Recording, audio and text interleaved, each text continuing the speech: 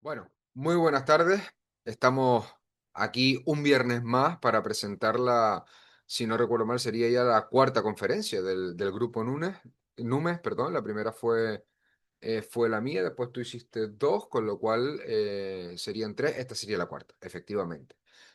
La cuarta, que sería la tercera y la última de Samuel, que yo creo que ya podemos dejarle libre, que ya tres viernes ya es bastante y además bastante seguiditos. Yo no voy a demorarme más, ya todos lo conocemos, sabemos su gran trabajo, su capacidad de expresión, no vamos a halagarlo más.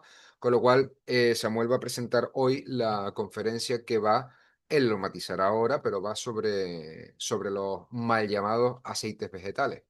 Y simplemente recordar que la próxima conferencia que se realizará el mes de enero, el febrero, si no recuerdo mal, ¿no? Febrero. En febrero, el 14 de febrero, la hará la compañera Eva Garnica, que ella es psiquiatra y nos hablará un poquitito nos introducirá a qué es esto de la investigación en nutrición, etcétera, relacionado con el campo de la salud mental. Por lo tanto, sin más dilación, le doy paso a Samuel para que él comience la conferencia de hoy y espero que les guste a todos. Disfruten.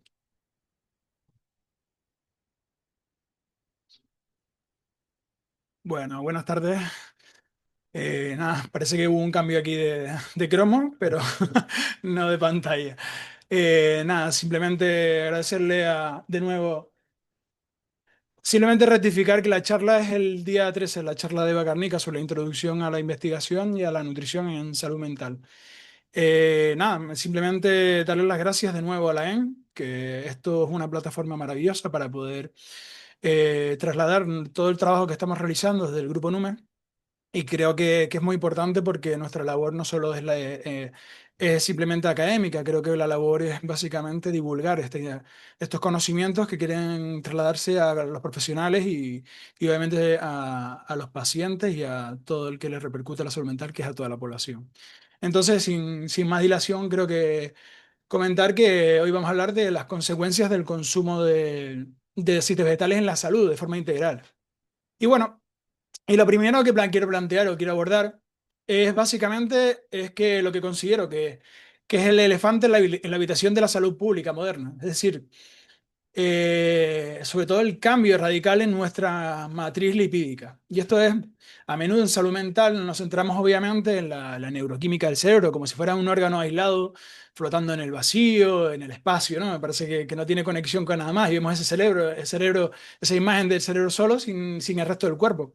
Bueno, pues se habla de neurotransmisores, de receptores, de circuitos neuronales, pero ignoramos algo fundamental. Y es verdad que el cerebro, como decía, no es una isla.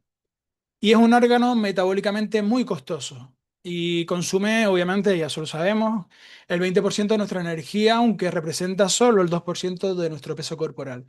Y eso está profundamente dependiente de los lípidos que ingerimos. Y esto es que el cerebro literalmente, obviamente, es 60% de grasa en peso seco. Cada membrana neuronal, cada vaina de mielina, cada sinapsis está construida con grasas. Y la pregunta que planteo hoy, como siempre me pregunto en todas las conferencias, creo que es muy simple, pero que debemos hacerla. Y es, ¿qué sucede cuando construimos ese cerebro con materiales de construcción defectuosos? Pues bueno, lo primero que quiero abordar es un poco, digamos, el panorama de cómo ha ido avanzando la producción de estos aceites vegetales. Y lo que primero que quiero que se centren es que miren estos dos gráficos con atención. El primero de arriba representa el consumo de aceites vegetales en Estados Unidos desde 1909 hasta el 2020. El segundo muestra la producción global de aceites vegetales en el mismo periodo. Y van a observar, obviamente, que las curvas son bastante agresivas y exponenciales, es decir, hay un aumento claramente visible en el consumo y en la producción de aceites vegetales. Bueno, en 1909 pensamos que el consumo total de aceites vegetales era de 98.000 toneladas métricas. Bueno, prácticamente todo era aceite de algodón. El aceite de soja ni siquiera no existía, no existía comercialmente. Y los estadounidenses, la alimentación se basaba en grasas provenientes de la mantequilla, la manteca de cerdo, la grasa de res. Pasamos ya unas décadas después, 1920, y el consumo había aumentado ya unas 949.000 toneladas métricas. Y ya se empiezan a introducir los aceites de maíz y soja, pero de manera un poco marginal. Ya nos avanzamos un poco más y estamos hablando ya en 1960 y ya vemos que el consumo ya ha aumentado bastante. Ya estamos hablando de unos 2.945 millones de toneladas. ¿Qué hablamos? Que la margarina se empieza a introducir, que es la margarina es un aceite hidrogenado y comienza a reemplazar la mantequilla. Obviamente todo esto apoyado por la industria alimentaria y esto es muy importante, aunque no lo abordaré precisamente en esta conferencia, pero creo que es relevante para destacarlo porque hay una historia detrás que está muy entrelazada con las grasas y el colesterol, que bueno, que lo iré comentando en esta conferencia. Y bueno, tenemos el 2020. Pues en el 2020 el consumo superó unos 15.020 millones de toneladas, un incremento de un 15.000% en un siglo. Y bueno, específicamente, el aceite de soja, por ejemplo, aumentó más de 1.000 veces. Y bueno, y cuando a mí digo 1.000 veces, no estoy usando una gran hipérbole, es literalmente de casi cero dominar nuestra ingesta lipídica.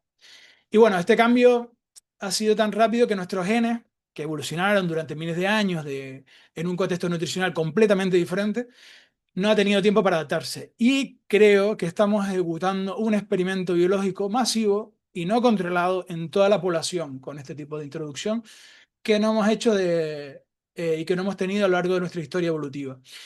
Y bueno, y si fuera esto un caso en ensayo clínico, pues yo creo que habría, como ahora están los casos de corrupción, pues en este caso habrían sido detenidos por el Comité de Ética hace décadas mucha gente debido a los factores adversos.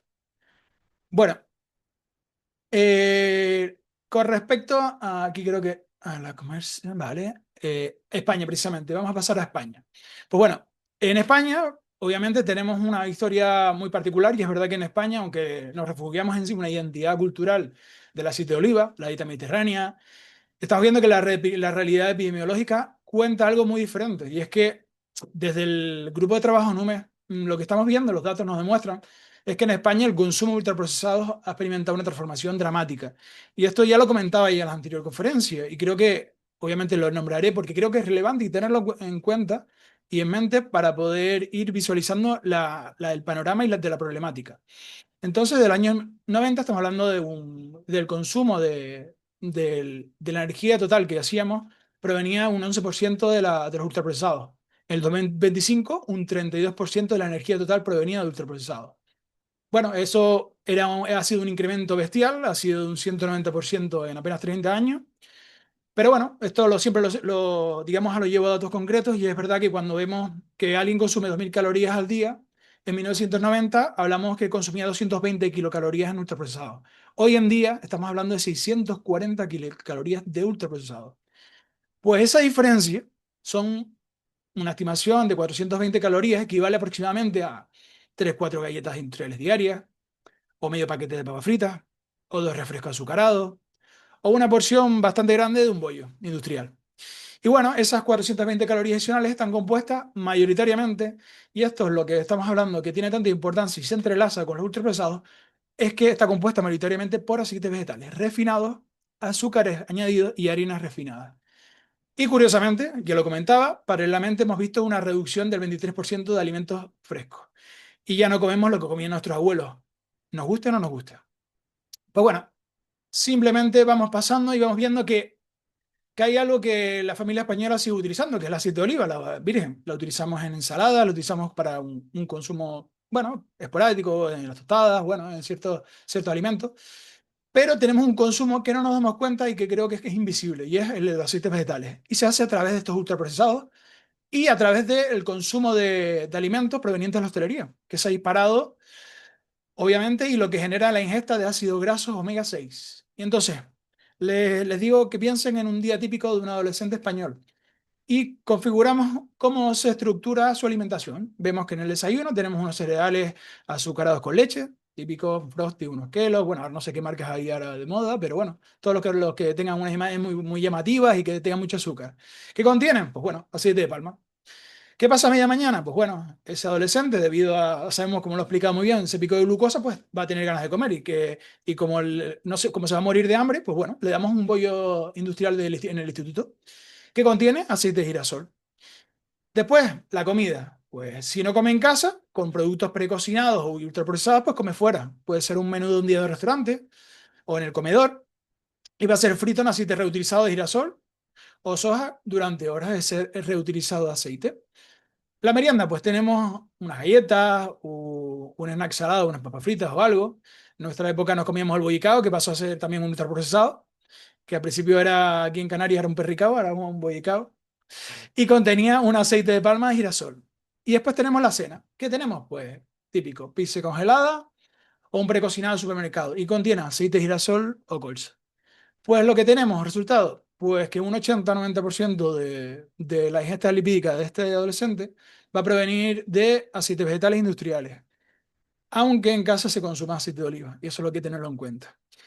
Aunque esto yo lo considero que no es un fallo de cada familia, de cada persona que se debe sentir culpable, porque básicamente esto es un sistema alimentario que está diseñado para que consumamos de esta manera. Entonces, aquí hay tres curvas epidemiológicas muy interesantes que ya las he ido comentando en las otras conferencias, pero yo considero que es muy relevante comentarlas de forma muy habitual. Y esto es que este incremento masivo en el consumo de aceites industriales corre en paralelo a estas curvas, que considero que no son coincidencias, sino consecuencias. Y tenemos la primera, que hablamos de diabetes tipo 2.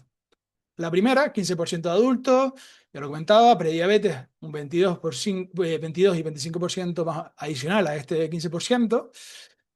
Y resultado, pues bueno, que aproximadamente uno de cada cuatro preadultos tiene algún grado de disglucemia. Bueno, prima, bueno, ya lo sabemos que la de inicio está descendiendo dramáticamente, la de inicio de la diabetes.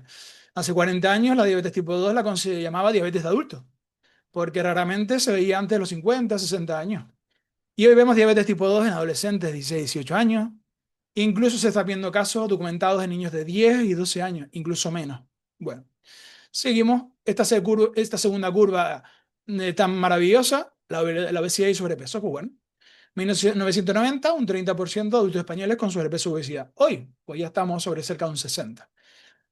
¿Hemos duplicado la prevalencia? Bueno, no sé si eso tiene mérito o no tiene mérito, pero bueno, la hemos duplicado. Y más preocupante aún, que esto sí lo grave, es decir, estamos viendo que la obesidad infantil está viéndose alterada precisamente porque hay estadísticas que nos dicen que un 29 o un 33% de niños españoles presentan sobrepeso o obesidad. Pero lo más grave de todo es que de estos niños van a ver que un 80% van a ser obesos en la edad adulta, y esto es muy grave. Pues bueno, esto significa que estamos creando una generación que vivirá con toda su vida con comorbilidad metabólica y con todas las consecuencias psiquiátricas asociadas. Y tenemos la tercera ola, que suena muy bien, pero es una tercera curva muy grave, que las tasas de depresión, ansiedad, trastorno bipolar, esquizofrenia y otros trastornos psiquiátricos que han aumentado de manera alarmante. ¿Cuáles son los datos? Pues bueno, lo que comentaba también, diabetes tipo 2 tiene aproximadamente el doble probabilidad de desarrollar depresión mayor en comparación con la población general. Las personas con obesidad reportan tasas significativamente más altas de ansiedad, depresión y otros trastornos del estado de ánimo. Y aquellas con ciclos recurrentes de ganancia y pérdida de peso van a experimentar alteraciones en patrones de sueño, desregulación del cortisol y modificación en la disponibilidad de neurotransmisores. Pues bueno, ¿esto es casualidad? Hago la pregunta. ¿Son tres fenómenos independientes que coinciden en el tiempo? Pues bueno, pues yo considero que, obviamente, por mi tesis y lo que estoy postulándome, es que lo que voy a defender hoy, con evidencia científica bastante sólida, es que son manifestaciones de una misma causa raíz. Una alimentación inflamatoria centrada en aceites vegetales industriales y carbohidratos refinados, pues puede generar este tipo de curvas tan interesantes de ver, pero tan dramáticas desde el punto de vista de la salud pública. Pues bueno, ¿cuáles son esos factores que impulsan al cambio? Y para ello, antes de continuar, debemos preguntarnos por qué ha sucedido esto. Pues bueno, ya lo he ido explicando, porque hemos cambiado tan radicalmente nuestra alimentación en una sola generación. Pues bueno, la respuesta es multifactorial. Tenemos desde el punto de vista económico, obviamente esta es la más importante. Los ultraprocesados son mucho más baratos por caloría que alimentos frescos.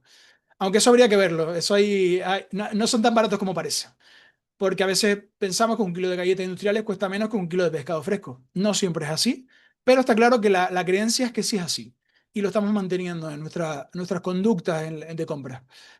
Y obviamente los aceites vegetales refinados cuestan una fracción del precio del aceite de oliva virgen.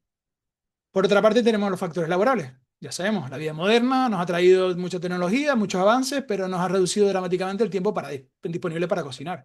Aparte que es mucho más cómodo. Tenemos jornadas laborales extensas, desplazamientos largos que tenemos que pasarnos a nuestro puesto de trabajo, nos requiere bastante tiempo, eso es verdad. Y tenemos cada vez familias monoparentales o con dos padres y madres trabajando. Por lo tanto, ¿el resultado cuál va a ser? Pues priorizamos la conveniencia sobre la nutrición.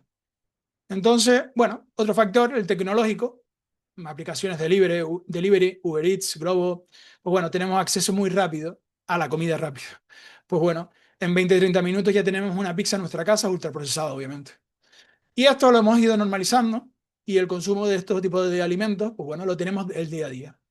¿Qué pasa? Que también influye obviamente con el marketing. Un marketing que va a ser muy agresivo y está dirigido básicamente en una gran proporción a niños. Y esto es gravísimo. O sea, aquí hablamos de las conductas adultas, pero los niños están viendo influenciados por los personajes animados tan guay, tan divertidos, que aparecen en un, en un bote de cacao en polvo que tiene un 75% de azúcar. Después tenemos juguetes llamativos que vienen con esos productos ultraprocesados. Y después tenemos muchos colores y todos muy llamativos. Obviamente, la industria está pensando todo el rato en que lo compremos.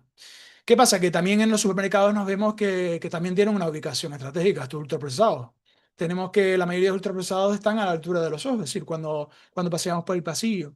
Y por último, como no era suficiente, pues los tenemos ahora también en las cajas, para que, obviamente, no nos vaya a hacer que se nos olvide por el camino ese consumo derivado de nuestra ansia por comer glucosa y por nuestra dependencia neurobiológica. Y obviamente tenemos cuestiones muy interesantes derivadas de ciertos conflictos, intereses por el tema de patrocinios de eventos deportivos, culturales, por este tipo de marcas que venden ultraprocesados, que incluso apoyan asociaciones relacionadas con la salud y con asociaciones médicas, asociaciones de la diabetes, por ejemplo, pues promocionan muchos eventos de este tipo. Bueno, y tenemos ya por último el factor neurobiológico. Es verdad que los ultraprocesados están diseñados científicamente para ser hiperpalatables. Tenemos combinaciones óptimas, grasas, azúcares y sal, y que van a activar áreas cerebrales de recompensa similar a drogas muy adictivas. Y esto es verdad, lo que repito, es una dependencia neurobiológica real. Entonces, tenemos el resultado, y el resultado va a ser un ciclo difícil de romper. Como le decía Roberto, en las conferencias siempre veo ciclos, no sé cómo lo hago, pero siempre acabo viendo ciclos. Comemos ultraprocesados porque son baratos y convenientes. Esto genera dependencia neurobiológica y la dependencia dificulta el cambio y el ciclo se perpetúa. Pues bueno, seguimos avanzando y tenemos que entrar en la parte de la bioquímica. Es decir, yo creo que algunos de ustedes obviamente quizás no han tocado estos temas nunca o lo han tocado en la facultad cuando lo han estudiado, pero les indico que creo que es muy relevante a nivel clínico. ¿Por qué? Porque para entender el porqué de los aceites vegetales industriales son problemáticos. Y es que debemos comprender la estructura molecular de las grasas. Y es que no todas las grasas son iguales. Es decir, la diferencia no es simplemente calórica. Es decir, todas tienen 9 kilocalorías por gramo. La diferencia es estructural y funcional.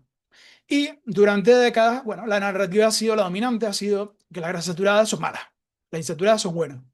Y bueno, esta simplificación ha causado, creo que, un daño incalculable a la salud pública. Y la realidad yo creo que es mucho más compleja y fascinante. Entonces, bueno, empezamos por aquellas muy demonizadas que son las grasas saturadas.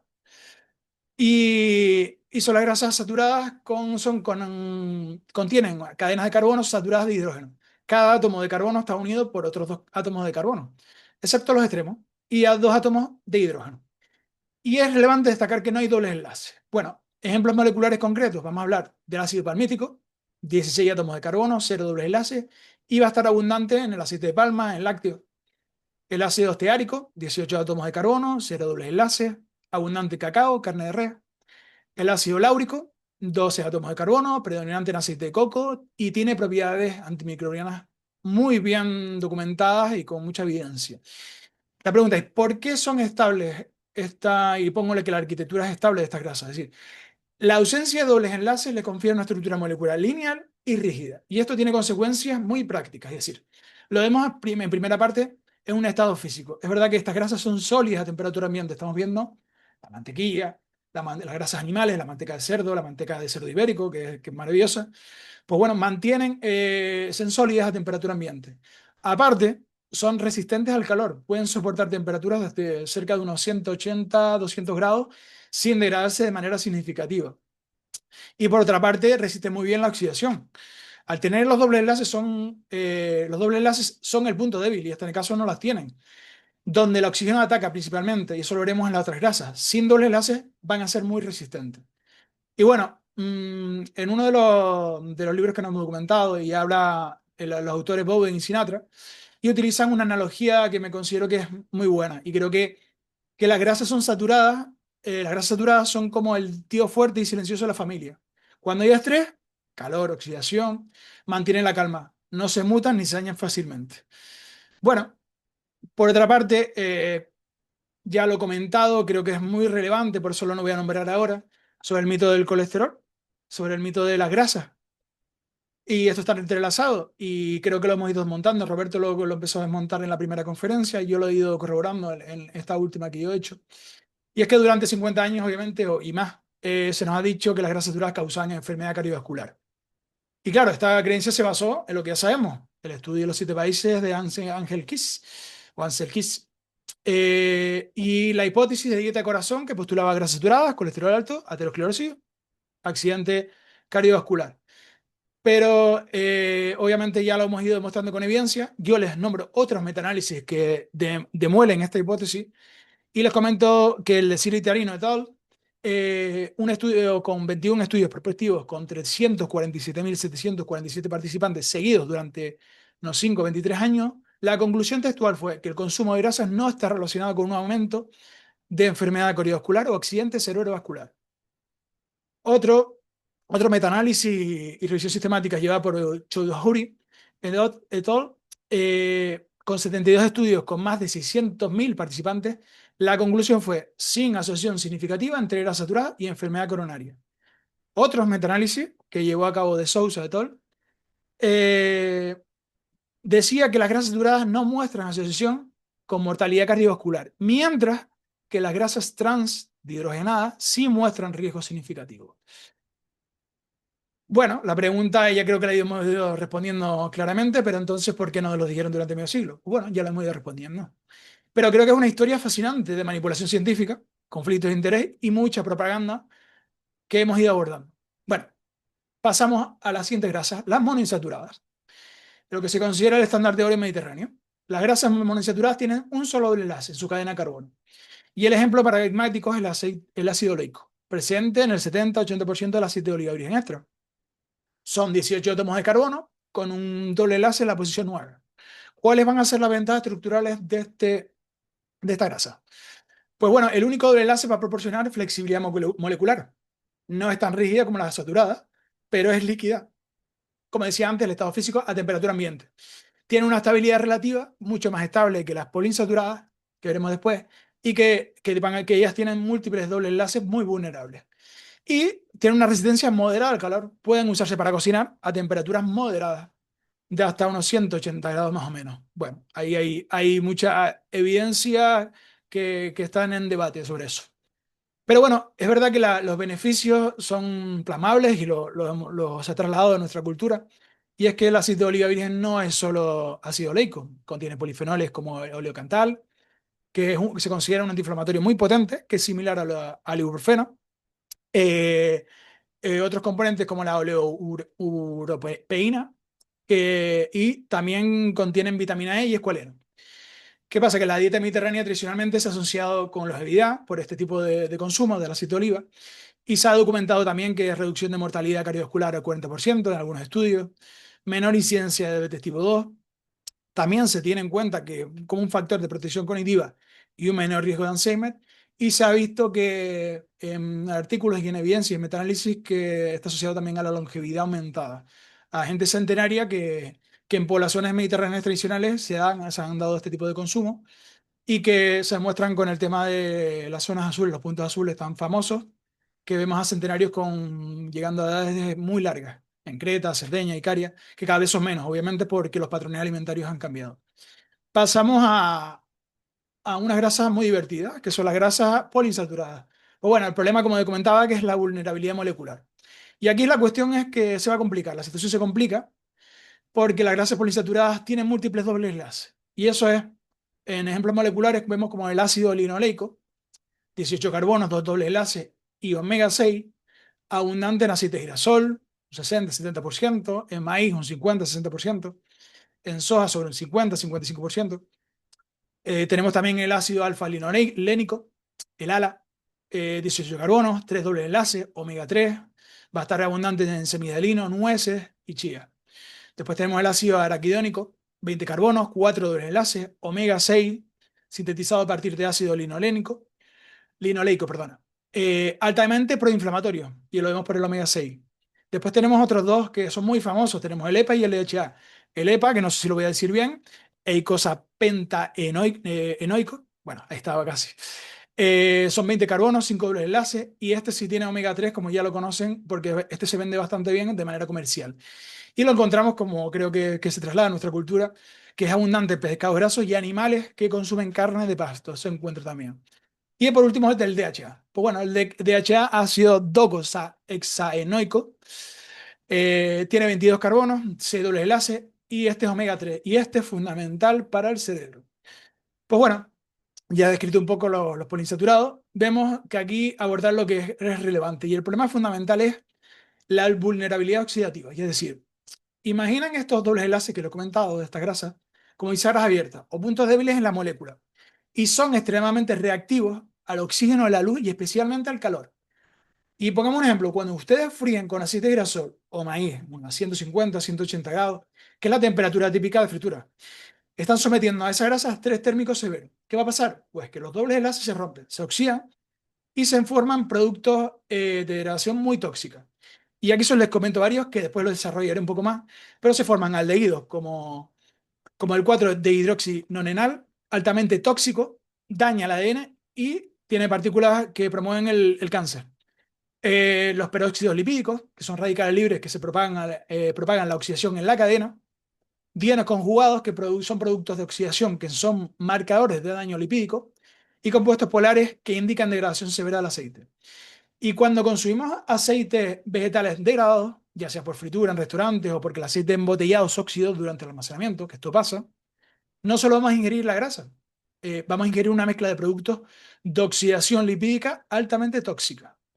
Entonces, bueno, vamos a llegar a una parte en la que creo que va a ser el núcleo del problema.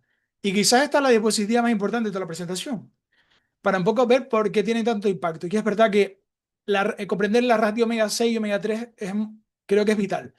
Y es verdad que en una perspectiva evolutiva, nuestros genes, los genes que todos tenemos aquí sentados, que estarán viendo, pues todos tenemos lo mismo, incluso yo, que aunque parezca un poco raro, decir, no, todos tenemos estos genes. Han evolucionado durante millones de años en un contexto nutricional específico.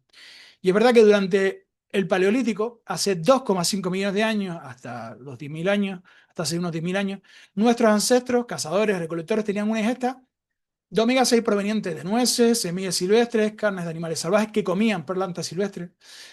Y el omega 3 provenía de pescados, mariscos, carnes de animales que pastaban en praderas ricas en omega 3. Pues bueno, la proporción era aproximadamente de 1:1, 2:1, es decir, omega 6 por omega 3, 1:1, 2:1. Pero, ¿cuál es la proporción hoy en día en la dieta occidental? Pues bueno, ya no somos esos cazadores, recolectores. Ahora mismo estamos hablando que en Estados Unidos está hablando de una proporción de un 15:1, o incluso hasta un 20:1 se habla. En Europa Occidental, incluida España, estamos hablando de 15:1, 18:1. No, no nos distinguimos mucho de Estados Unidos, para que lo tengan en cuenta. Y estamos hablando que sobre todo en poblaciones urbanas hasta un 25:1 o más. Y esto va a significar que consumimos 15 a 20 veces más omega 6 que omega 3. Y la pregunta es, ¿de dónde viene este exceso masivo de omega 6? Pues bueno, esto es lo que viene aquí a hablar de esta conferencia y por qué es su importancia. Pues básicamente de aceites vegetales industriales. Aceite de girasol, 60%, 70% ácido linoleico, omega 6. Aceite de maíz, 50-60%, mismo ácido. Aceite de soja, 50-55%, lo mismo. Este tipo de ácido, omega 6. Aceite de colza, canola, 20-30%, lo mismo. ¿Y qué pasa? Que estos aceites están muy presentes no solo en las botellas cuando consumimos o se freían en los aceites vegetales, estos aceites en cocina. Es que están omnipresentes en ultraprocesados. Curiosamente pueden ser hasta el 30% del peso del producto. Después los tenemos en margarina, en mantecas vegetales, en la magnífica bollería industrial, en precocinados y comidas preparadas, para que piensen que si es importante o no cocinar la comida, sino obtenerla muy rápida y buscamos esa conveniencia o preferencia. en fritos de hostelería, de restaurantes, cafeterías, comedores, y en salsas comerciales, mayonesa, aliños, aderezos. Pues bueno, hay unas consecuencias biológicas de este desequilibrio. Y es que este omega 6 tiene consecuencias metabólicas profundas. Y la voy a explicar con dos mecanismos. Primero, por el competición enzimática. Cuando los omega 6 y los omega 3 compiten por mismas enzimas, por las mismas, es decir, para su metabolismo. Entonces, un exceso de omega 6 va a bloquear la conversión de omega 3 de cadena corta, por ejemplo, la ALA, a omega 3 de cadena larga, EPA y DHA. Esto es uno de los mecanismos. El otro, el mecanismo es el eicosanoides proinflamatorio. El ácido linoleico, el omega 6, se convierte en ácido araquidónico. El ácido araquidónico es el precursor de eicosanoides proinflamatorios. Y estamos hablando de tres: prostaglandinas de serie 2, estos promueven la inflamación, dolor y fiebre. Los tromboxanos de serie 2 promueven coagulación y vasoconstricción. Y leucotrienos de serie 4, potentes mediadores inflamatorios que atraen neutrófilos.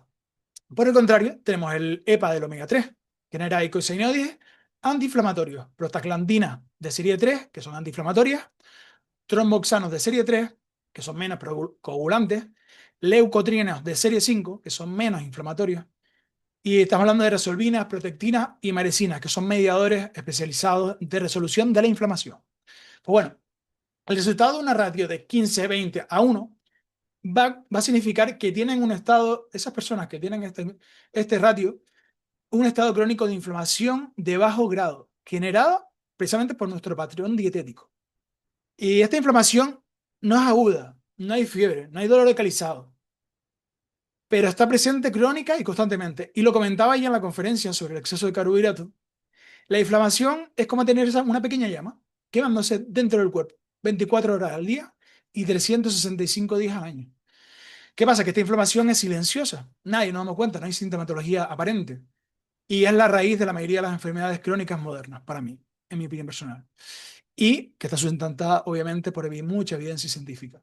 Pues bueno, aquí en la siguiente les voy a empezar a describir el proceso que va a ser fundamental como profesional de la salud para que sepamos exactamente qué estamos recomendando o qué estamos permitiendo que nuestros pacientes consuman, pacientes, familiares, nosotros mismos, aquí personas cercanas. Bueno, creo que toda la población es conveniente que sepa cómo funciona esto.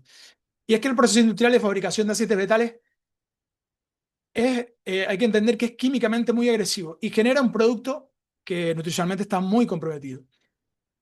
Y porque aquí está lo crítico realmente, y es verdad que extraer un aceite de semilla no es lo mismo que extraer un aceite de una aceituna o un coco. Y esto creo que creo que lo que entiendan muy bien. ¿Qué pasa? Que cuando aquí empezamos a extraer de forma industrial, hay un problema que es fundamental. Y es importante entender que las semillas de soja, de maíz, colza, girasol, son duras como una piedra, ustedes las han visto, las han palpado. Contienen sobre un 15-20% de aceite en peso. Y no puedes simplemente exprimirlas de manera mecánica como se hace con las aceitunas, que cuando tú exprimes un vaso lo haces con aceitunas, contienen un 30% de aceite y tienen una textura muy carnosa, muy fácil. Se ve ya directamente que tienen ese aceite. ¿Qué pasa? Que al ser este tipo de semillas, la industria ha necesitado un método que es mucho más eficiente para extraer esos aceites y que ha optado por utilizar como solución solventes químicos. Y aquí es donde entra el maravilloso hexano, que poco se nombra, pero me parece que a mí cuando yo lo escuché yo dije, no puede ser que esté pasando esto. Pues el hexano es un hidrocarburo alifático, es un derivado del petróleo. Se obtiene del refinado del petróleo crudo y es el mismo compuesto que se usa en pegamentos industriales, disolventes de limpieza, extracción de aceites esenciales en perfumería. Y sí, extracción de aceites vegetales comestibles. Curioso. Pues bueno, pues el proceso, le explicaré un poco cómo es el proceso. Primero lo que se hace es una preparación de las semillas. Primero se limpian, se descascarillan y se trituran en copos finos. Después se hace una inmersión en hexano. Los copos se sumergen en tanques con hexano a unas temperaturas entre unos 50 y 70 grados. Después se va a crear una disolución del aceite, es decir, el hexano se disuelve eficientemente con los triglicéridos del aceite, ¿no? Después va a haber una separación. Se obtiene una solución de aceite más hexano. Y se va a provocar una evaporación del hexano que se calienta la mezcla a unos 150, 160 grados aproximadamente para evaporar el hexano. Obviamente ese hexano la industria no lo quiere desechar, lo recupera.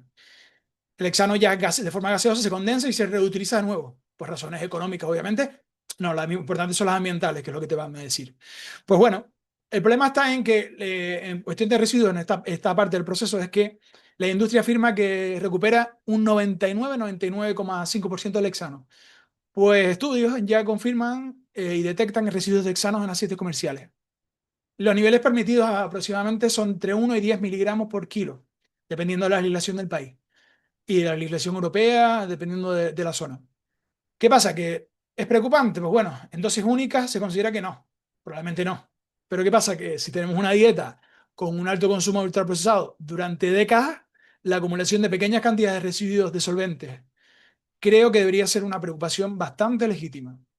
Bueno, no nos quedamos en este proceso, seguimos avanzando porque es verdad que todavía no hemos resuelto esto, porque este proceso hay que llevar un refinado, un desgomado y una neutralización. Lo que se hace es que el aceite crudo ya extraído con hexano va a ser oscuro, turbio, y es verdad que dice que es bastante maloliente. Bueno, no es comercialmente viable, obviamente. No considera uno que como aceite las características organolépticas son bastante importantes, por lo tanto, no es nada viable a nivel comercial. ¿Qué te debe pasar? Pues bueno, se debe someter a otros múltiples procesos de refinado. El primer paso, desgomado. ¿Qué desgomado consiste? Pues el objetivo es eliminar fosfolípidos, lecitina especialmente, y proteínas residuales. ¿Qué se utiliza? Se añade agua caliente o ácido fosfórico. Resultado, pues bueno, los fosfolípidos se hidratan y precipitan, separándose del aceite. Segundo paso, neutralización.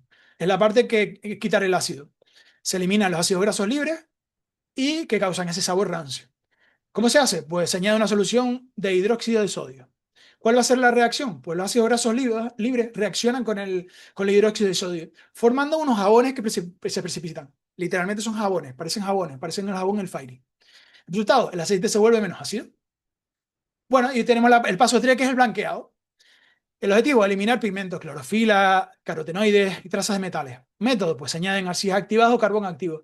Y el resultado, pues se añade, el resultado va a ser que el aceite se aclara y adquiere un color amarillo pálido. Pues bueno, es importante entender que en cada uno de estos pasos el aceite se expone a unas temperaturas de unos 60, 90 grados y a sustancias químicas. Y por lo tanto ya el aceite ya no es natural de semilla, para que hay que entenderlo, si no queda suficientemente claro. Bueno, tenemos último paso, que este queda es el paso más divertido, diría yo. Me gusta decir divertido para que lo entienda de manera irónica, para ser en este caso el más destructivo. Y es que es verdad que es el paso más problemático de una perspectiva de la salud pública. El aceite refinado aún tiene un olor todavía característica de manera que destaca muy desagradable. Huele a semillas rancias, a químico. Y para que sea, obviamente, comercialmente aceptable, debe desodorizarse. Es decir, vamos a quitarle solvar. ¿Qué se debe hacer? Pues bueno, esta es la parte maravillosa que es elevan a la temperatura de ese aceite a unos 240 o 270 grados, casi 300.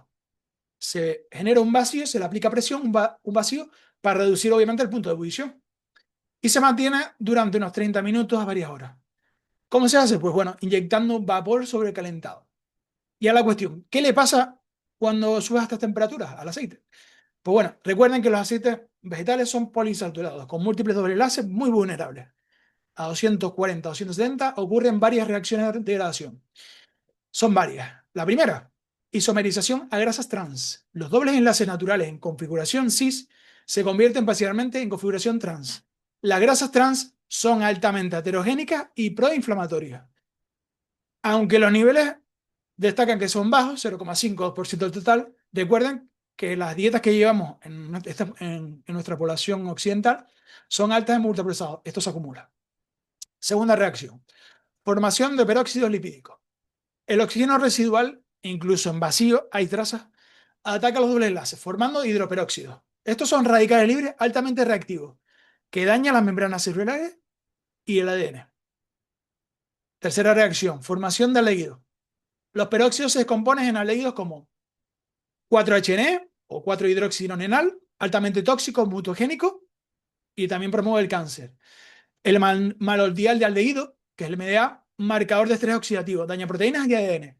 Y la acroleína, irritante y tóxica. Todavía hay más reacciones todavía. Reacción cuarta, formación de dienos y trinos conjugados. Y estos son productos de oxidación que indican la degradación actual, degradación estructural del aceite, perdón. ¿Qué pasa? Pues bueno, el resultado final pasa que un aceite que fue extraído de una semilla mediante solventes derivados del petróleo, ahora ha sido degradado técnicamente a temperaturas extremas. Lo que entra al mercado es un producto que va a ser obviamente químicamente comprometido. Nutricionalmente vacío y lo peor, potencialmente tóxico. Simplemente como dato, es verdad que hay diferencia entre el prensado tradicional de aceite de semillas con el industrial. Y ahí lo explico. El prensado tradicional es un proceso básicamente mecánico. Utiliza prensa de tornillo para extraer el aceite mediante compresión física, que alcanza unos rendimientos de aproximadamente un 70% sin emplear químicos. ¿Qué pasa? Que esto la gran industria no lo utiliza, solo pequeñas y medianas empresas. Obviamente la calidad del aceite difiere en cuanto a la retención de nutrientes, lo que es cierto es que es verdad que sí deja un mayor contenido de aceite residual. Y en contraste, obviamente, el proceso industrial lo que tiene es que al emplear estos solventes químicos, como el hexano, sobre semillas, pues logra eficiencias de extracción superiores al 99% e incluso un poquito más. No llega casi al 100%, pero prácticamente. Y aquí está la cuestión, os he explicado un poco el proceso industrial, pero ¿por qué se usan estos aceites? Pues bueno, pues no creo que sea muy difícil de resolver esta pregunta y tiene que ver porque la respuesta básicamente tiene que ver con la economía. Y aquí les pongo un poco la comparación de precios en España en 2025 con una estimación de la OVE, aceite de oliva virgen extra, 8 euros, 15 euros el litro. El aceite de girasol refinado, 1,5, 3 euros el litro aproximadamente. Y el aceite de soja refinado uso industrial, entre el 0,8 y 1,2 euros por litro. Bueno, piensen que esto, como les decía antes, se lleva a la hostelería. Y pónganse en el caso de un restaurante, es decir, un restaurante que fría 50 litros de aceite al día. Piensen que en AOVE o en girasol, ¿cuál es la opción que pueden tomar? Pues bueno, ya aquí yo lo describo en la diapositiva, son estimaciones obviamente, y ahora explicaré un poco matizar esto, pero es verdad que hay una diferencia sustancial. Estamos hablando de que una pequeña cafetería no se puede ocupar ni utilizar aceite de oliva virgen extra porque requiere unos costos impresionantes. Y obviamente el coste para la empresa pues no lo tiene en cuenta por encima de la salud. Pero claro, esto nos implica a nosotros unas consecuencias. ¿Qué pasa? Que en hostelería es verdad que el aceite de semillas, por lo que me contaba, para freidoras es básicamente la norma absoluta, salvo algunos restaurantes, o por decir una pequeña, digamos, proporción de los hosteleros. Y obviamente por los costes. Y a pesar de que las grasas, obviamente, al tenerlas hasta altas temperaturas, generan unas consecuencias y unos tóxicos. Y ahí les comento, cuando ustedes van a un restaurante y este restaurante fríe papas, croquetas, calamares, el aceite se calienta repetidamente sobre unos 160, 180 grados durante horas. ¿Qué pasa? Que a esta temperatura, y aquí les pongo un poco la comparación, el aceite de coco, la manteca de cerdo, va a permanecer relativamente estable durante unas 8 o 10 horas. El aceite de oliva, pues se irá gradualmente y se debe cambiar por un poco menos, unas 6, 8 horas. ¿Qué pasa? Que el aceite de girasol se degrada muy rápidamente y va a formar esos compuestos tóxicos y se va a oscurecer después de unas 4 o 6 horas. Pero claro, es que incluso si optáramos por cambiarlo, o sea, la hostelería optara por cambiarlo cada 6 horas, cosa que no se hace, eh, mm, sigue siendo más barato el aceite de girasol, por ejemplo, aun haciendo estos cambios. El problema está obviamente en la reutilización. En algunos casos, y creo que no solo en algunos casos, yo trabajé en la hostelería, y esto lo ves en la práctica común, y sobre todo muchas veces en franquicias y en lugares donde no tienen en cuenta al cliente. Y esto lo vemos muy habitualmente cuando se fríen productos ultraprocesados y se tratan como ultraprocesados, especialmente en cadenas de comida rápida, pues tienen un bajo control de calidad. Y es que el mismo aceite se reutiliza durante más de 15 horas, no, se reutiliza durante días. Y esto ¿qué va a pasar? Que se amplifica de manera exponencial la degradación y la formación de compuestos tóxicos. Y esto sí tiene una relevancia importante en la de salud pública y hay que tenerla muy en cuenta para cambiarlo. Bueno, yo sé que no les quiero estropear cuando pidan a Globo o a Uber Eats, pero ténganlo en cuenta que no lo hagan de forma tan habitual como se hace. Bueno, pues pasamos a uno de los vehículos que transportan estos aceites vegetales, que son los ultraprocesados. ¿Qué pasa? Que el impacto real de los aceites vegetales no solo está en los restaurantes y está en nuestras casas, en lo que nuestra familia, nuestros pacientes, nosotros mismos, como diariamente. Y es verdad que les planteo un ejercicio práctico y es que hagan un trabajo que es mirar primero lo que tenemos en nuestra despensa. Lean las etiquetas. Vamos a leer las etiquetas. Galletas, cereales de desayuno, pan de molde, Salsa, mayonesa, ketchup, mostaza, aliños, las que tengo. Precocinado, pizza, lasañas, croquetas, todo tipo de precocinado. Snacks salados, pan fritas, nachos, frutos secos tostados, bollería, magdalenas, croissant, donuts, las leches vegetales, soja, avena, almendra y helados comerciales. ¿Y qué va a pasar? Pues lo que van a encontrar principalmente va a ser que en el segundo o tercer ingrediente será aceite vegetal. Aceite de girasol, aceite de palma, aceite de soja o grasa vegetal. Y entonces, lo mismo, ¿no? ¿Por qué los aceites vegetales van a dominar? ¿Por qué están ahí tan presentes los ultraprocesados? Pues bueno, por varios motivos. Y el primero, como siempre, el dinero. Costes, son extremadamente baratos. Y ese es un factor económico que prima. Segundo, curiosamente, neutralidad del sabor. Es decir, no compiten con los sabores del producto final. La estabilidad durante el almacenamiento. Duran años sin refrigeración, especialmente después del refinado que elimina antioxidantes naturales. Cuarto, la textura. Curiosamente, cuando vemos cremosidad y suavidad, lo asocian a calidad. No, pues asocian a aceites vegetales, que va a estar ahí. Vehiculizan, vamos a ver, transportan el sabor. Siempre me trabo, perdónenme estos fallos, pero tengo el trabalenguas puesto por la tarde sobre todo. Bueno, van a transportar el sabor. Las grasas transportan el sabor, los sabores lipofílicos. Intensifican el sabor del producto. Y esto lo tienen muy bien en cuenta en la industria. Y lo que llamo la trinidad de la hiperpalatabilidad. Los ultraprocesados están diseñados científicamente, y esto no es exagerar, para ser irresistibles. Y la fórmula mágica que utilizan es grasa, aceites vegetales, azúcar añadido y sal. Y estamos hablando de las grasas en un 20-30% del peso, aceites vegetales. Azúcar añadido, un 15 o 25% del peso, más o menos. La sal, 1 o 2% del peso. Y bueno, esta combinación es tan relevante que va a activar los circuitos de recompensa cerebrales, similares, como ya comentaba antes, a las drogas que son bastante adictivas, como la cocaína y la heroína. Y se ha visto que en estudios de neuroimagen funcional, como cuando consumen ultraprocesados de forma activa, se activan el núcleo accumbens, que es el centro de recompensa, la corteza orbitofrontal, el placer, la amígdala, respuesta emocional, y se va a desactivar corteza prefrontal, control inhibitorio y la toma de decisiones. Pues bueno, una frase que me gusta implantarla y creo que es transmitírsela, que el resultado del cual va a ser dependencia neurobiológica real. Y les digo, ¿hay una voluntad? Sí, pero esto no es falta de voluntad, es neurobiología y esto hay que entenderlo. Hay una gran parte de esto. Por otra parte, ya hemos hablado del qué, los aceites vegetales, del cómo, su procesamiento industrial, y ahora debemos hablar del impacto fisiológico. Y para atenderlo, debemos mirar a un órgano que está muy subestimado desde la medicina moderna. ¿Cuál es? El hígado. Las funciones del hígado: metabolizar todos los nutrientes, regular la glucosa en sangre, sintetizar las proteínas y hormonas, eliminar toxinas, producir bilis para la digestión. Pues bueno, yo les quiero destacar que obviamente en psiquiatría yo no soy médico, soy psicólogo. Obviamente en psicología no se estudia nada de esto, se estudia el cerebro mucho, pero los demás órganos nos olvidamos. En psiquiatría no sé si pasa, pero es verdad que creo que por lo que se ve en el contexto científico, pues rara vez, desde el punto de vista de la salud, pues pensamos poco en el hígado.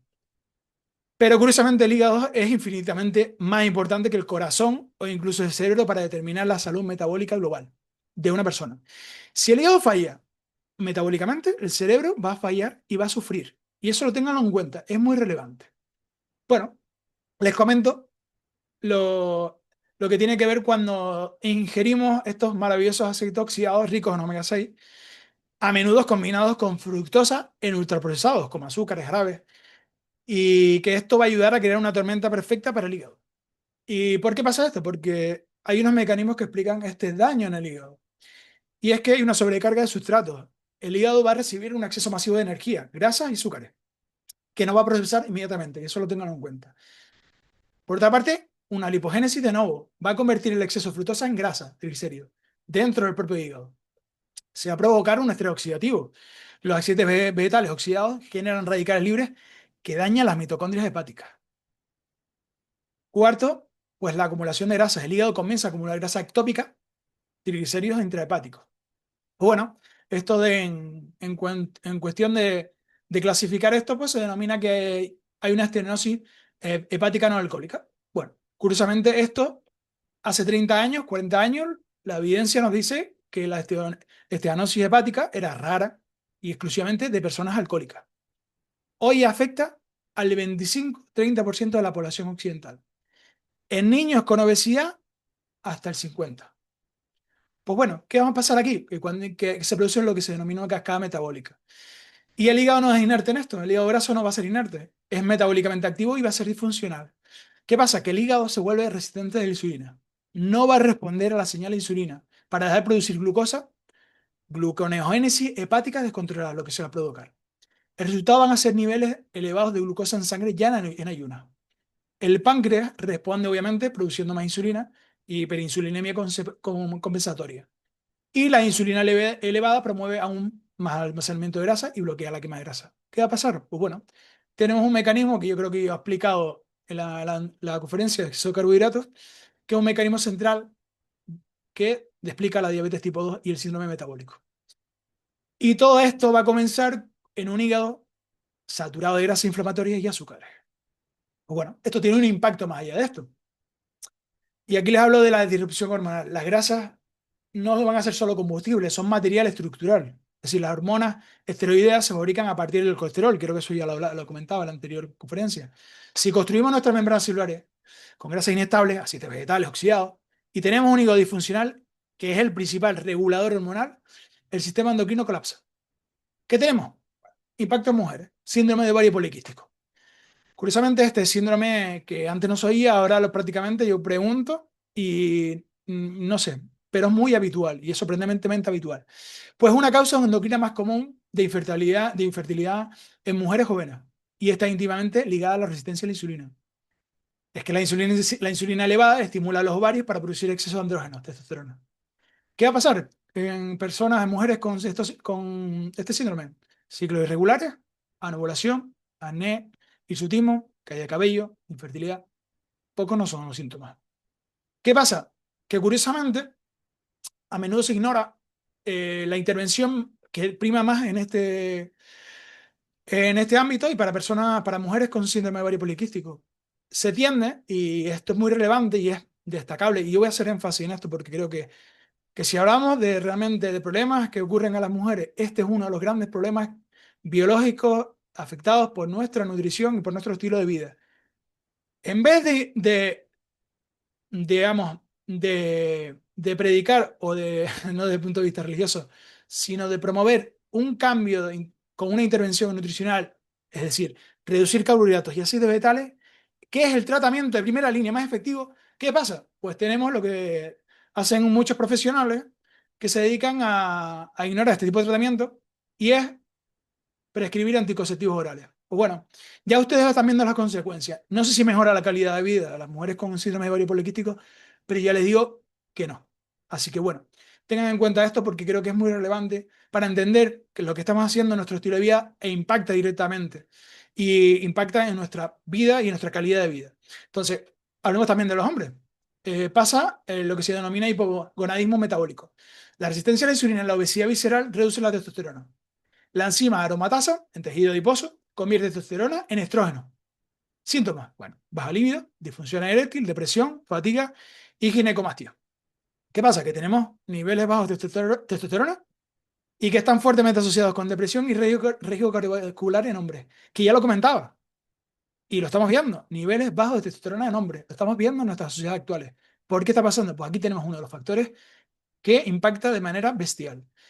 Y creo que esto hay que tenerlo muy en cuenta. Como decía, el ovario poliquístico y el hipogonadismo metabólico en los hombres. Eh, Después tenemos el impacto global. Es decir, tenemos el eje HPA o el eje del estrés tan famoso, hipofisiario y suprarrenal. El cortisol, perdona, también es una hormona esteroidea derivada del colesterol. La inflamación sistémica crónica activa este eje, manteniendo niveles elevados de cortisol, y esto lo va a generar lo que llamamos el estado de lucha, huida crónico, ansiedad, insomnio y agotamiento suprarrenal. Pues bueno, ya esto lo he ido comentando en la anterior conferencia. Así que bueno, vamos a ir viendo qué más impacto tiene. Pues bueno, el mantener ciertos mitos o cierta paradigma, como lo nombra ahora, el famoso mito del colesterol, que Roberto en su conferencia, que lo pongo aquí en esta diapositiva, que les recomiendo que vean porque lo desmonta de una manera fantástica, creo genial, creo que con mucho, y además con mucho trabajo detrás, con mucha evidencia, nos hace ver que el colesterol no es lo que nos decían y tenemos que incorporar y entender cómo es esta partícula. Por eso les remito a que vean esa conferencia y la segunda parte, que es mi parte del colesterol bajo.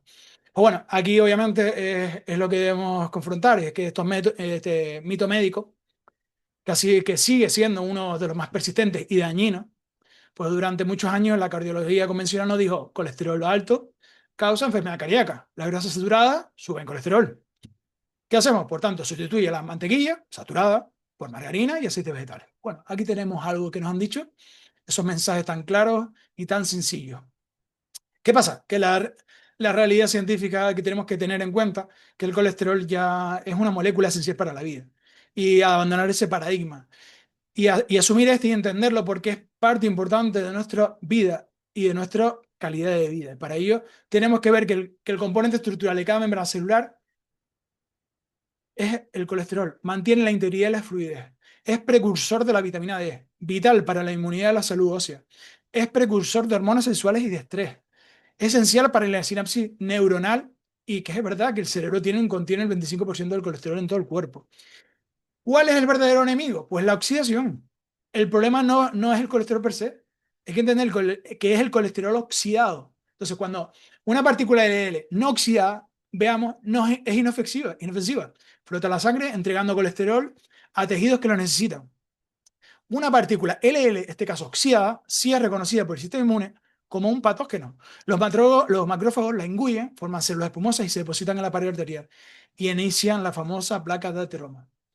¿Qué pasa? ¿Qué es lo que oxida el colesterol? Pues bueno, pues el exceso de azúcar en sangre. Y esto es lo que hay que entender con lo de los temas de los carbohidratos, los índices glucémicos en sangre. Y se produce lo que se denomina la glicación, la formación de productos finales de glicación avanzada, lo que se denomina la GES. Y por otra parte tenemos los radicales libres. ¿De dónde vienen los radicales libres? Pues precisamente de los aceites vegetales poliinsaturados oxidados. Y esto que es muy relevante. Y aquí lo que denomino es la paradoja de los aceites vegetales. Curiosamente, los aceites vegetales, claro, en el paradigma antiguo, los aceites vegetales, girasol, maíz, bajan el colesterol total y el LDL, pero hacen que las partículas LDL restantes sean más sutiles a la oxidación. Promueven un patrón tipo B del LDL, que es el que le comentaba, que son partículas pequeñas, densas y muy heterogénicas, formadas como si fuera un perdigón. ¿Qué pasa? Que las grasas saturadas, las que hemos demonizado, las que hemos oído y hemos cambiado por esa margarina y esos aceites vegetales, por el contrario, lo que hacen tienden a elevar el HDL y promueven un patrón tipo A de LL, que son partículas completamente diferentes, partículas grandes, esponjosas y benignas. ¿Qué pasa? Que sustituir grasas saturadas estables por aceites vegetales inestables para bajar el colesterol, obviamente, desde el punto de vista retrospectivo, bueno, aparte de obviamente esto es una estrategia completa desde el punto de vista de la industria y se ha ido corroborando con el tiempo, obviamente es un error estratégico para nuestra población porque ha aumentado la carga inflamatoria y oxidativa en general. Bueno, hablando de inflamación, pues bueno, llegamos finalmente al territorio clínico de la salud mental. Y es verdad que cuando hablamos de si el hígado está inflamado y si hay resistencia a la insulina sistémica, si las hormonas están desreguladas, ¿cómo esperamos que el cerebro funcione correctamente? El cerebro es un órgano privilegiado, protegido por la barrera hematoencefálica, pero la barrera hematoencefálica no es impermeable. La inflamación sistémica crónica termina comprometiendo la integridad de la barrera hematoencefálica, permitiendo el paso de citocinas inflamatorias, en el cual el modelo citocina en la depresión nos ayuda a entenderlo. Y es el que la evidencia actual sugiere que la proporción significativa, de forma significativa, obviamente, de casos de depresión mayor, no son simplemente deficiencias de serotonina, eso creo que lo vamos viendo, sino son trastornos neuroinflamatorios. Y aquí ahí voy a explicar un poco el mecanismo patofisiológico. Y es que, primero, hay una inflamación periférica. El consumo de aceites vegetales oxidados y una disbiosis intestinal eleva las citocinas en sangre. Interleuquina 6, factor TNF-alfa, interleuquina 1 beta. Después va a haber una infiltración cerebral. Estas citocinas cruzan la barrera hematocefálica o envían señales a través del nervio vago. Va a haber una activación microglial. La microglía, que obviamente son las células inmunes del cerebro, se activa cambiando de un estado de vigilancia a un estado proinflamatorio. Va a haber un secuestro del triptófano. La inflamación activa la enzima indoleamina, bien que bien lo dije, dioxigenasa, que desvía el triptófano de la síntesis de la serotonina hacia la vía de la, esto es más difícil, quinurenina. Bien. ¿Qué pasa? Que hay una neurotoxicidad. Esta vía de la quinurenina genera ácido quinolínico. Es un agonista del NMDA que causa excitotoxicidad neuronal y muerte celular. Y va a haber unas consecuencias clínicas. Niveles bajos de serotonina por desvío del triptófano, excitotoxicidad por glutamato, ansiedad, depresión y síntomas de comportamiento de enfermedad. Y estos van a ser aquellos como relacionados con la fatiga, la anedonia, el retraimiento social, pérdida de apetito. Y obviamente, claro, nos va a dar que los inhibidores de recaptación de serotonina no funcionan bien. Porque es verdad. Primero porque no tienen mucha evidencia y porque no están tratando aquello que es lo que se provoca, que es una causa inflamatoria subyacente. Por eso va a haber resistencia a tratamiento. No, porque hay otra causa que es lo que provoca. Entonces hay que entender un poco cómo llegamos a esta parte y por qué vemos consecuencias clínicas y tienen esa relación con esa neuroinflamación. Bueno, desde ante un cerebro neuroinflamado y enérgicamente deficiente, resistencia a la insulina cerebral, pues bueno, desde el grupo NUMES abordamos la alimentación cetogénica, que emerge como una intervención terapéutica de primera magnitud. Y dejar claro, de una vez por todas, que creo que lo voy que en estas conferencias creo que lo he ido diciendo, que no es una dieta para adelgazar, es una terapia metabólica para el cerebro. Y esto es muy importante entenderlo, no es una dieta keto, es basarse en la cetosis. Entonces, ¿cómo funciona esto en la salud mental? Pues bueno, lo voy a repetir, ya lo abordé en la última conferencia, pero creo que es importante para entenderlo dentro del contexto de los aceites vegetales. Pues bueno, cambio de combustible, reducir los carbohidratos a menos de 50 gramos y eliminar aceites vegetales. El hígado produce cuerpos cetónicos a través del beta hidroxibutirato, BHB, y esta beta hidroxibutirato va a atravesar fácilmente la barrera hematoencefálica y va a entrar en las neuronas, proporcionando una fuente de energía más eficiente que la glucosa, más ATP por molécula de oxígeno. Va a haber un efecto antiinflamatorio. El beta-hidroxibutirato inhibe el complejo inflamasoma NLPR3, reduciendo directamente la neuroinflamación, directamente, y esto hay mucha evidencia, como en todo. Pero es destacable porque es muy significativo cómo funciona el NLRP3. Y va a haber una modulación de neurotransmisores.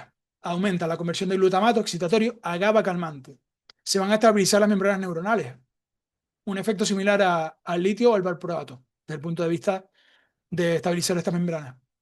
Y va a aumentar el BNDF, el factor neurotrófico derivado del cerebro, promoviendo neuroplasticidad. Obviamente, y esto es lo que hemos trabajando y lo verán en las próximas conferencias relacionadas con aspectos específicos, pero comentarles que obviamente hay trastornos específicos con mucha evidencia, como el trastorno bipolar, casos clínicos y estudios pilotos que están mostrando una estabilización del ánimo y una reducción de la medicación. En esquizofrenia hay una mejora significativa de síntomas positivos y negativos, y lo hemos visto en estudios de varios doctores, incluido el doctor Chris Palmer. En depresión mayor, creo que ya lo comentaba en una de las conferencias que he realizado, efectos antidepresivos rápido y sostenido. Y en ansiedad y TEP, una reducción de hipervigilancia y reactividad emocional. Y bueno, la teoría es fascinante. Es decir, a mí me encanta, soy un flipado, soy un friki, igual que Roberto, nos encanta leer, nos encanta, pero esto tiene que tener una practicidad y debemos ser un poco más pragmáticos y más si ustedes quieren trasladarlo a algún ámbito clínico o personal. Entonces, para nuestros pacientes, para nuestros amigos, para nuestra familia, para todos, ¿no? Esto parece el anuncio de Coca-Cola, para todos, pero sin venderte un producto, es un venderte vida. Eh, necesitamos soluciones prácticas, mañana por la mañana. Entonces, desde el grupo NUMES proponemos un modo de abordarlo. Y es lo primero que debemos hacer de todo, eliminemos radicalmente a los agentes inflamatorios. Prioridad absoluta, no es comer menos, es dejar de intoxicarse. Las instrucciones que debemos seguir es eliminar los aceites vegetales industriales. Yo les recomiendo todo de la cocina: girasol, maíz, soja, colza, margarinas. Lean las etiquetas. Si dicen aceite vegetal o grasa vegetal, no la compre. Creo que es relevante, no lo compres eso, básicamente porque sabe que probablemente tiene oxidación y le va a afectar su salud. Y en la manera de lo posible, eviten fritos en restaurantes, en mucha hostelería, ¿verdad? Que la hostelería hoy en día, como decía, prácticamente de forma absoluta, son una de las mayores fuentes de grasa oxidada. pero tengámoslo en cuenta. Yo sé que a veces queremos salir, queremos disfrutar, y la vida es disfrutar también, entonces tengámoslo en cuenta simplemente. Y sustituyamos, no vayamos a restringir. Es decir, cocinar con aceite de oliva virgen extra. Ahora, no la utilicemos mil veces. Utilizar el aceite de coco, la mantequilla, el ghee o la grasa animal, como la manteca de cerdo, como le comentaba antes, la manteca de cerdo ibérica, que es maravillosa. No la compren, por cierto, porque si no me dejan a mí sin esa manteca. Después, usar estos aceites de manera generosa, porque además tienen mucho sabor, son muy ricos. O sea, nos van a dar salud y ténganlo muy en cuenta. Y obviamente, aplicando esto, ya simplemente hay una intervención que va a reducir dramáticamente la carga omega 6 y una gran parte de oxidación sistémica. Después, por otra parte, creo que hay que volver a un replanteamiento, es decir, volvamos a una matriz alimentaria original, es decir, basémonos en alimentos que tengan una densidad nutricional y que sean comida real.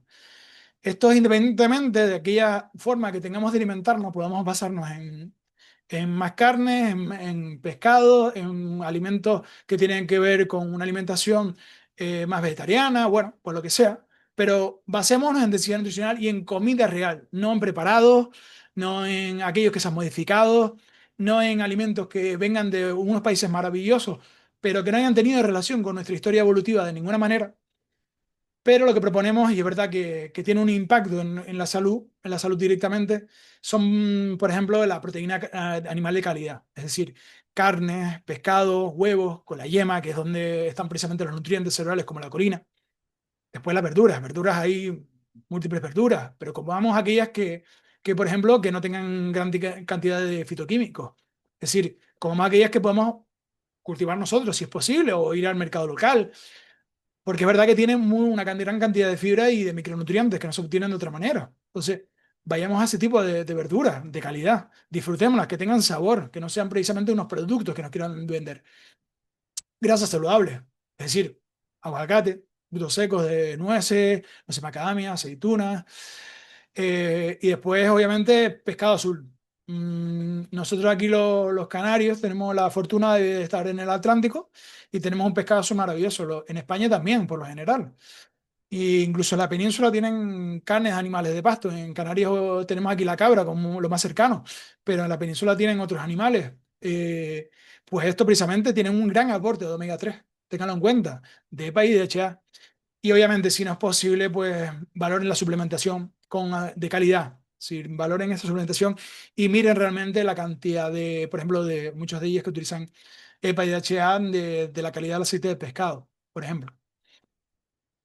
Como último paso, pues bueno, esta parte desde un punto de vista psicológico, es decir, aquí hay una parte que el cambio supone un desafío completamente y ese desafío obviamente es real, es decir, como profesionales de la salud y entendamos, sabemos que dar una dieta no va a ser suficiente.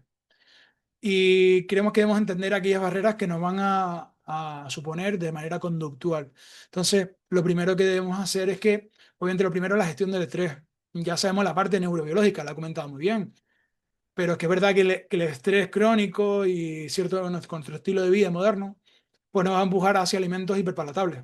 Y son alimentos digamos, alimentos de confort. Es decir, son muy fáciles de adquirir, son muy fáciles, entendámoslo. Entonces, debemos ayudarnos con técnicas de regulación emocional, es decir, utilicemos estrategias cuando vayamos a comprar. Y aquí es la parte en un poco en que debemos construir y aprender a cómo debemos alimentarnos. Y esto en parte, y lo voy a decir porque obviamente, aunque no le gusta a ella, gran parte lo he aprendido con mi pareja. Mi pareja es especialista en hacer este tipo de gestión. ¿Por qué? Porque lo primero que hace, tú no vas a un supermercado, tú vas directamente y vas y compras, no, tú te planificas. O sea, lo que se denomina el batch cooking. Es decir, creemos un entorno que nos ayude a tomar esas decisiones de manera correcta. Es decir, no vayamos cuando lo fácil es decir, tenemos comprado y tenemos accesibles muchos alimentos como galletas, como otro tipo de ultraprocesados, porque no hemos pensado en lo que tenemos que comprar y lo que tenemos que tener en una cocina. Es decir, si hay huevos cocidos y uno es en la nevera, pues es menos probable que recurras a galletas. Pero es verdad que lo fácil, lo cómodo, vamos a ello y la conveniencia en ese sentido es relevante. Entonces, estructuremos, planifiquemos y aprendamos a leer etiquetas, a entender qué es lo que estamos comiendo y facilitemos la vida y no nos busquemos excusas. Y obviamente, pues la parte de energía que no nos toca o que no tenemos de nuestro estilo de vida, pues iremos restándole valor. Y ahí con la planificación y con estructurando nuestra alimentación nos va a facilitar todo esto. Por último, en cuanto a barreras conductuales, pues quitarnos la culpa.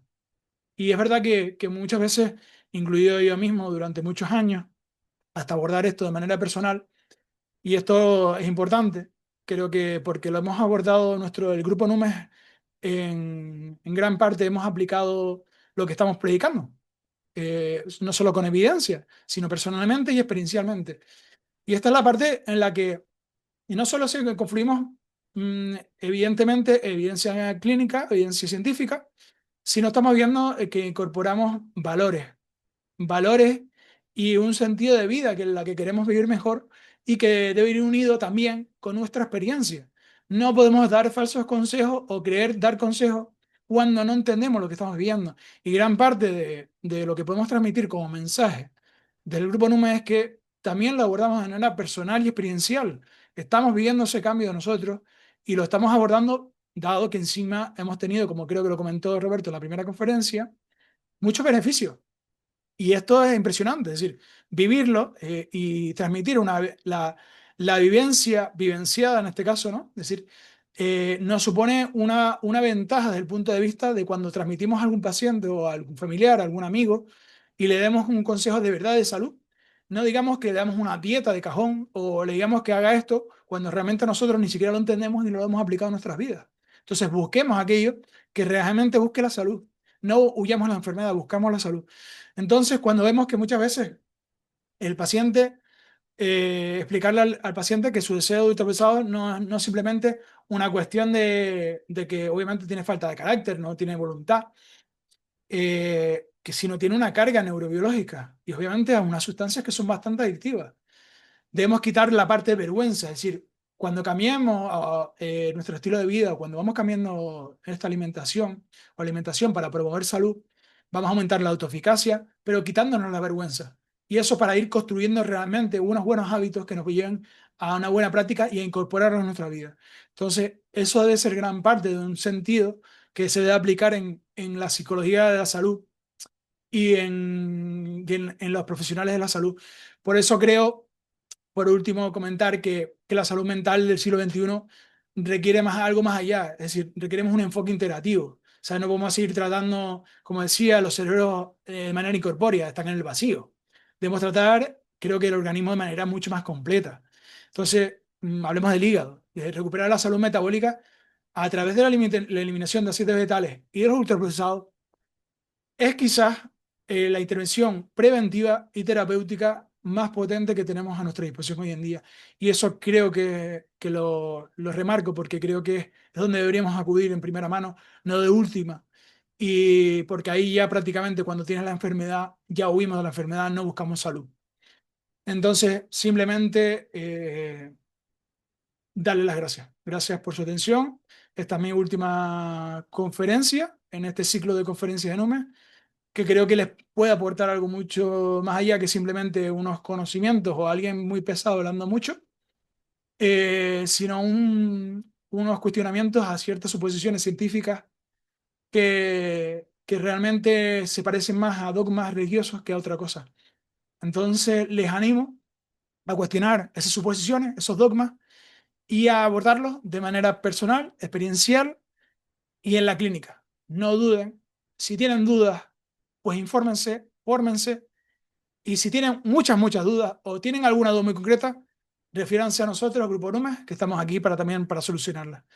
Y nada, simplemente para terminar, les dejo aquí a nuestro compañero Roberto, amigo, y el proveedor de lo que denomino la fuerza vital de este grupo, que creo que es importante para que nosotros sigamos avanzando en una línea lógica, coherente y que llegue a ustedes de una manera práctica y creo que espléndida. Así que nada, muchas gracias.